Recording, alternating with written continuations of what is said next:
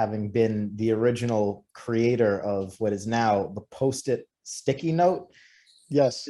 Does that just blow people away when you tell them that? I try not to tell too many people that because it's kind of hard to believe. But yeah, I wrote a book called An Invented Life, The Smoking Gun, that tells the whole story about how when I invented it when I was very young. I think I was like 23 or 24, something like that. And I brought it to 3M, who was making Scotch tape at the time. I thought it would be a good match for them.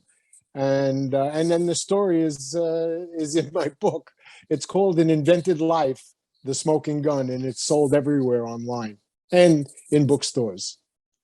That's insane. You were about 23 years old when you came up with this, with that product. Yeah, I was leaving my house one day and I was in a hurry and I needed to leave a note for my wife and I didn't have any Scotch tape. So I had to figure out a way of leaving a note on the refrigerator where she'd see it. And I came up with a way of putting a kind of a sticky substance behind a piece of paper so that it wouldn't stick on the refrigerator, yet it would come off and go on and come off and go on. And it ended up becoming a product, and I started manufacturing it and selling it to stationery stores around the United States, and thought it was such a good product that's why I brought it to 3M. Yeah. Wow. Did you know back then that you wanted to spend a lot of your life inventing things? Was that, or was that something that just sort of landed upon you? I never wanted to be an inventor. I never even knew what an inventor did. I used to think like an inventor wore an Argyle sweater with the cut-off sleeve sweatshirt or whatever. And I never really thought of myself as an inventor. What I was doing is I was creating things that I needed.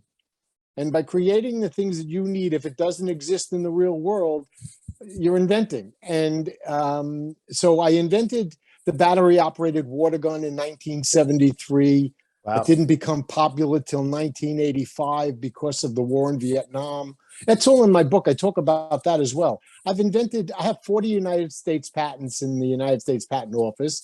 And out of them, 17 of them were successful products. Like with Nikon camera, I invented the photo wallet. Before people were able to see video and TV and pictures on your cell phones, I invented a player that looked like an iPhone. It was 4 inches square. 4 inches rectangle, and you were able to show digital images on it.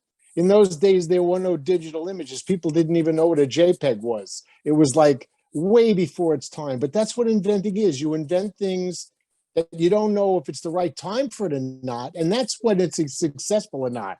Whether it's going to be inevitable is what I invent. I invent things that are going to be inevitable.